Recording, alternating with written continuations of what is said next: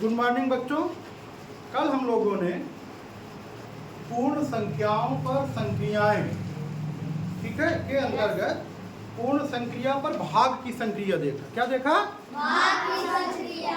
भाग में हमने क्या क्या देखा था, ये देखिए। कल हम लोगों ने भाग में देखा था, कल की बात थोड़ा रिवाइज करते हैं। ये देखिए, एक पेज और पीछे चलेंगे। विभाजन की संक्रिया पूर्ण संक्रियाओं के लिए संबरक नहीं है, पहले हम लोगों ने ये देखा था। उसके बाद हम लोगों ने ये देखा था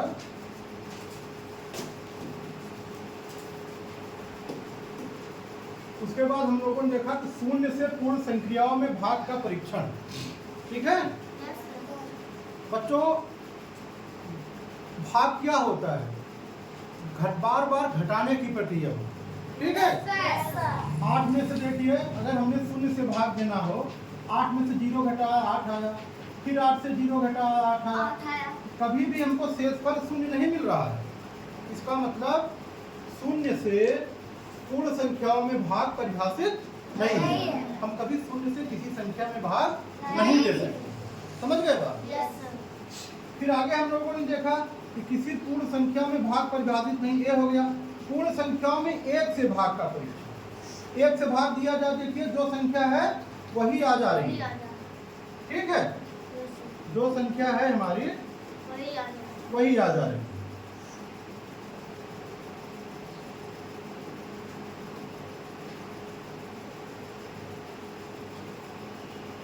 तो ये सब कल हम लोगों ने देख लिया। अब चलते हैं इसी एक्सरसाइज की। ये देखिए एक्सरसाइज है, अभ्यास 2D है। Yes sir. पहला क्वेश्चन बच्चों देखिए आपके सामने है, ये संख्या रेखा द्वारा विभाजन तथ्यों को समझाइए। ये थोड़ा सा और बड़ा हो जाता।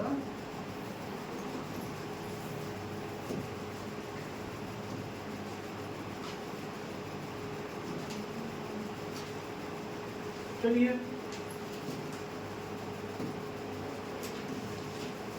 संख्या रेखा द्वारा विभाजन तत्वों को समझाइए। ये देखिए, इसको मैं और बड़ा बनाता हूं। ये एक संख्या रेखा है। इस संख्या रेखा पर यहां देखिए 0 1 2 3 4 5 6 7 8 9 10 11 और 12 ये सब संख्याएं हैं। पहले इस पे जो है पहली बार 2 पे गया है, फिर 2 के बाद 4 पे, ठीक, 4 के बाद 6 पे, 6 के बाद 8 पे, 8 के बाद 10 पे, 10 के बाद फिर 12 पे। अब हमें आप बताओ, ये 2 2 2 2 2 2 कितनी बार है?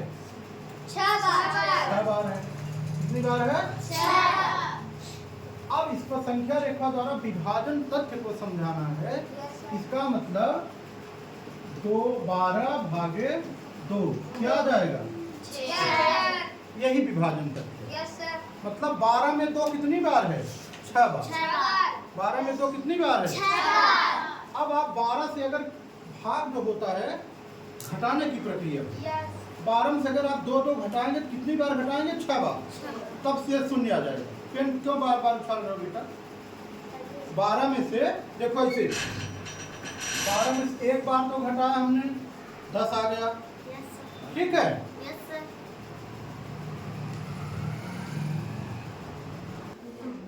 चलो देखो, पहला क्वेश्चन हम लोगों ने देख लिया ना। Yes sir. दूसरे पे आते हैं। दूसरा देखिए क्या लिखा, ध्यान से समझो, बहुत अच्छा क्वेश्चन है, बहुत ही अच्छा क्वेश्चन है, सबको आता है, सभी लोग कर लो। देखो क्या है, 21 भागे 3 बराबर 7। ये है 21 भागे 3 बराबर 7 के संगत गुणात्मक तथ्य।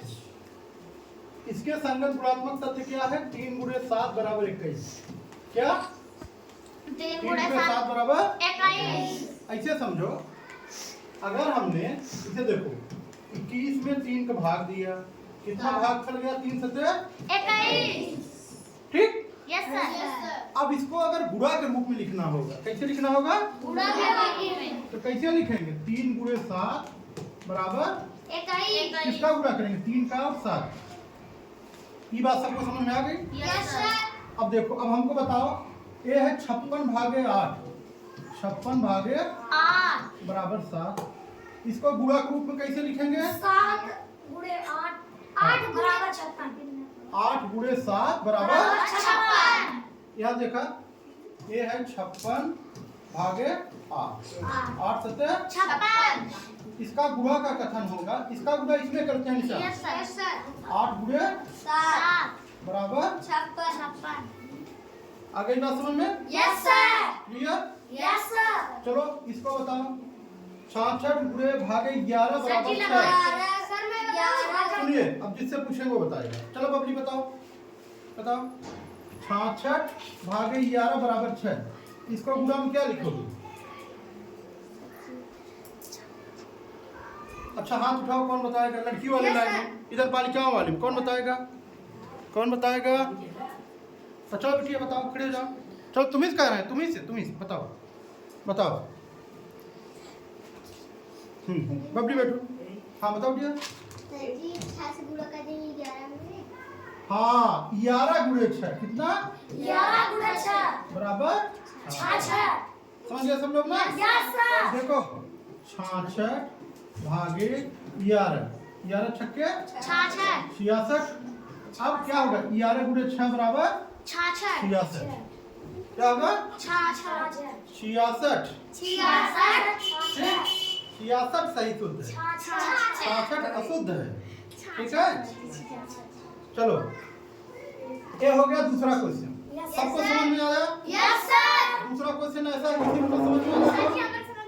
सबको अच्छा, अब जो है तीसरा क्वेश्चन देखिए। मतलब कि तीसरा क्वेश्चन सभी लोग किताब में अपने मन से पढ़िए, यहाँ पढ़िए, तब पूछते हैं। पहले पढ़िए। हाँ अभी आपसे पूछता हूँ। 117 को दो संख्याओं के गुणा के रूप में व्यक्त कीजिए जिसकी एक संख्या 13 है। ठीक है, चलो बेटा, चलो चलो तू बताओ भैया। हाँ बताओ। हाँ। 13 गुणे हाँ 9 13 9 ये 117। बहुत अच्छे, बैठो। सही है ना? यस सर ठीक है बेटी लक्ष्मी। यस सर देखो क्या है, ये दिया गया है 117 को दो संख्याओं के गुणा के रूप में व्यक्त कीजिए। तो कैसे करेंगे? 117 एक संख्या दी गई है कितना? 13। क्या दी गई है? 13। जब एक संख्या 13 दी गई है तो दूसरी क्या हो जाएगी? क्या करो? इसमें भाग दे दो। यस सर 117 में 13 का भाग 13 ये 117। अब इसको क्या लिखेंगे? 13 गुणे 9 बराबर 117। आ गई बात समझ में? यस सर तो इसी के जैसा है, दूसरे के जैसा ही तीसरा क्वेश्चन। यस सर ठीक? यस सर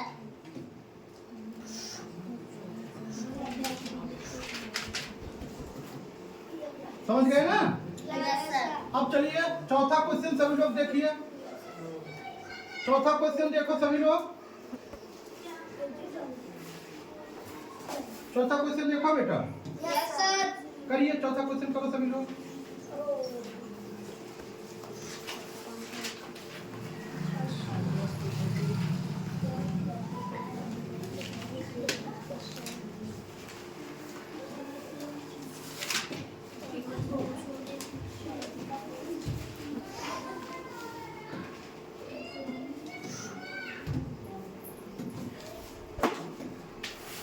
देखिए चौथा क्वेश्चन क्या है?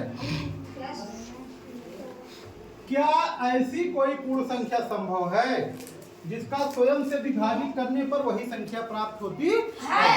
हमको एक ऐसी संख्या खोजना है जिसका उस संख्या में भाग दें वही संख्या ही प्राप्त हो। यस सर हाँ कौन बताएगा? हाथ उठाओ। कौन बताएगा? कोई बताएगा? हाँ बताओ।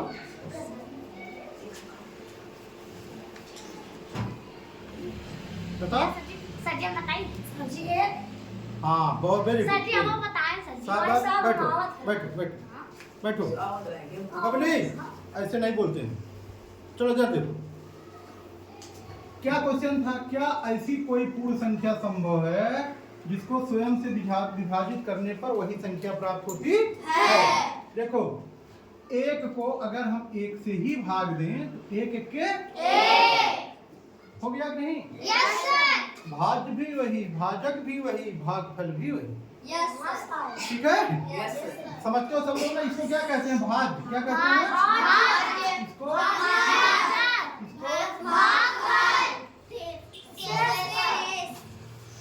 तो भाज्य, भाजक, भागफल तीनों अगर एक ही रहे वो कौन सी संख्या होगी? एक होगी।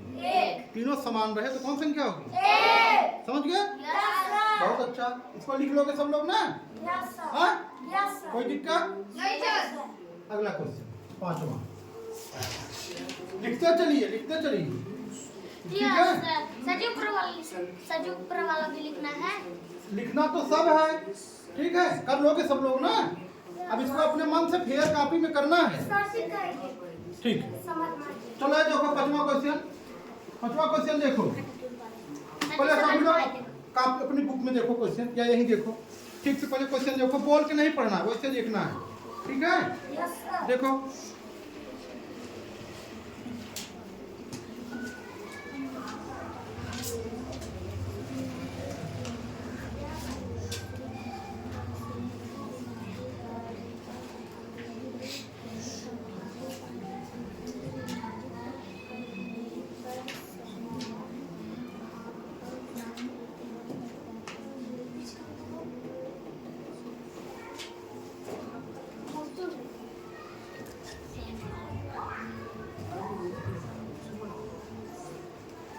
एक क्वेश्चन है, देखो। ठीक है? अब आपको किताब में देखने की जरूरत नहीं, बड़ा आ गया है, इसमें देखो। ठीक है? क्वेश्चन नंबर कौन करना है हमको? 5। क्वेश्चन नंबर 5 क्या कह रहा है? क्या दो विभिन्न शून्येतर पूर्ण संख्याओं के लिए पहली संख्या को दूसरी संख्या से विभाजित करने पर तथा दूसरी संख्या को पहली संख्या से विभाजित करने पर समान भागफल प्राप्त होता है? ऐसा संभव है? नहीं सर। नहीं ना? नहीं सर। कुछ उदाहरणों की मदद से देखते हैं। देखो, जैसे हमने 10 में 5 से भाग दिया, किसमें? 10 में 5 से। भागफल कितना आया? 2। अब क्या हम 5 में भी अगर 10 से भाग दें, उलट दें, अब 2 आएगा? नहीं सर। तो इसलिए ऐसा संभव नहीं है। ऐसा संभव नहीं है। समझ गए सभी लोग? Yes sir. अच्छा, ये अभ्यास 2 भी कंप्लीट करो। Yes sir. अब सुनो, अब बहुत अच्छी चीज हम लोग देखने चल रहे हैं। ये देखो जो आया है, राष्ट्रीय आय। ये जो कक्षा 8 में परीक्षा होती है, राष्ट्रीय आय योग्यता आधारित, जानते सभी लोग ना? Yes sir. इस परीक्षा को जो बच्चे पास करते हैं उनको कितना पैसा प्रतिमाह मिलता है? 1000। ये उसके प्रश्न है, 2005 में पूछा गया। Yes sir. 80 और 90 के बीच अभाज्य संख्या है, तो 80 और 90 के बीच ये ऑप्शन है, कौन कौन सी अभाज्य संख्याएं होती हैं? बताओ, कौन बताएगा? 80 और 90 के बीच कौन कौन सी अभाज्य संख्याएं होती हैं? बताइए। हाँ बताओ। 83 और 87। बैठो, गलत है। 87 अभाज्य संख्या नहीं होती, 87 तो 3 से कट जाएगी। ठीक है?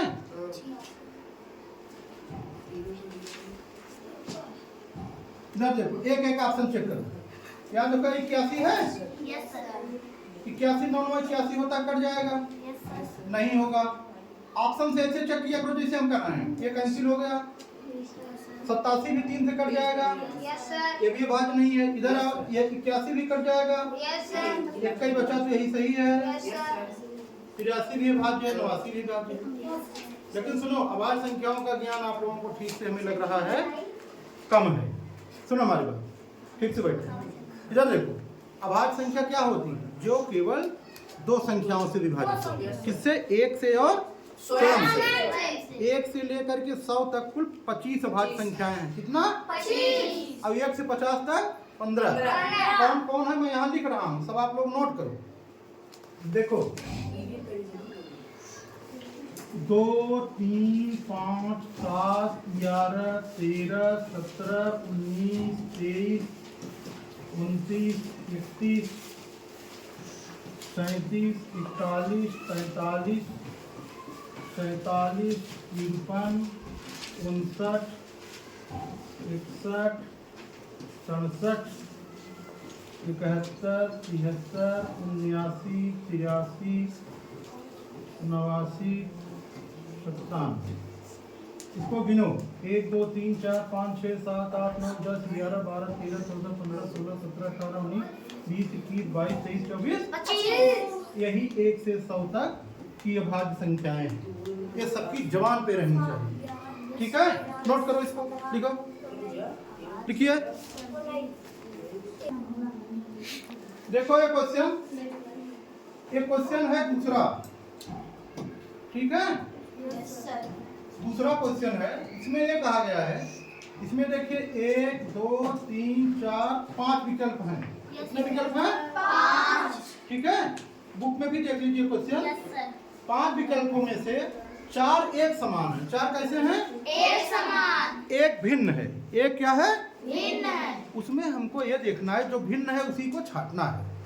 कशिश, जो भिन्न है उसी को क्या करना है? छांटना है। तो देखा कौन भिन्न है, बताइए हम। सर बताइए। रुको हाँ, सर जी। पहले इसको हाँ, बताना। हाँ, बहुत सर। सुनो, बहुत देर बाद हाथ उठाइए। अभी मानसू, इसके बाद तुम्हारा नंबर है। बताओ। घर, ई, ए। अच्छा, कैसे? बताओ कैसे? बताइए कैसे अगर किया। उत्तर देख लिया तुमने, बैठो।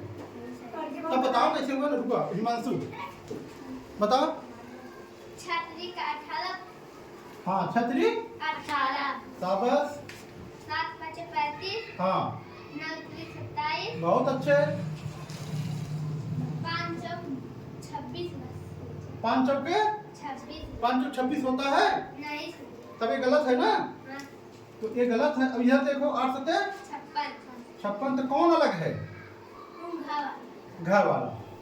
सभी लोग समझे कि नहीं? यस सब सर। लोग देखो ध्यान से, फिर एक बार निष्ठा देखो इधर। 6 का गुणा 3 में करो, छतरी 7 बचे 9 3 8 सत्ते 5 चौक।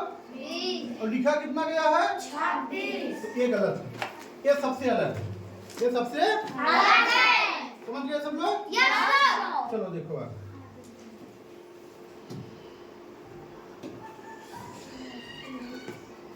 अगला देखिए, ये क्वेश्चन है। दिए गए 5 विकल्पों में से लुप्त पद को ज्ञात कीजिए तथा उसकी संख्या को सही प्रश्न संख्या के सामने पत्रक पर लिखिए। सर जी हाँ बताओ। अच्छा, चलो बताओ। सर जी 196 14 का वर्गमूल है। हाँ, 159 13 के 144 12 के और 121 सब 11 का हाँ, और 110 को सब तक 89 हुए। बहुत बढ़िया, शाबाश, बहुत अच्छा समझ रहे। ठीक है, देखो बच्चा, ये जो है, ध्यान देना, ये 14 का वर्ग है। कितने का? 14। ये 15 12 का, ये 11 का, ये 10। 10 घटते क्रम में है। किस क्रम में है? घटते। तो 10 के बाद यहाँ क्या आ जाएगा? 9 का वर्ग क्या होगा? 81। आई बात समझ में? Yes sir. ऐसे ही क्वेश्चन आते हैं राष्ट्रीय आयोग्यता आधारित परीक्षा में। समझ गया? Yes sir. आपको खूब समझ में आ रहा है? आप ठीक से पढ़ोगे तो इस एग्जाम को आप भी पास कर लो। Yes sir. सुनो, अभी आप 1 से 20 तक आज हम दे रहे हैं होमवर्क। वर्ग सबको याद करना है। क्या वर्ग? देखो 20 का वर्ग कितना होगा? 4। 19 का 361, 18 का 324, 17 का 200, 16 का 256, 15 का 225, 14 का 196, 13 का 12 का वर्ग, 11 का वर्ग, 10 का वर्ग, 9 का वर्ग, 8 का वर्ग, 7 का वर्ग, 49। बाकी 6 5 4 3 2 1 सब लोग जानते ही हो। Yes sir. एक कवर कितना होता है? सर जी एक। ठीक, यस सर। नोट करो सभी लोग, सर नोट जी करो, दो नोट करो, 2 कवर 4 हो जाएगा।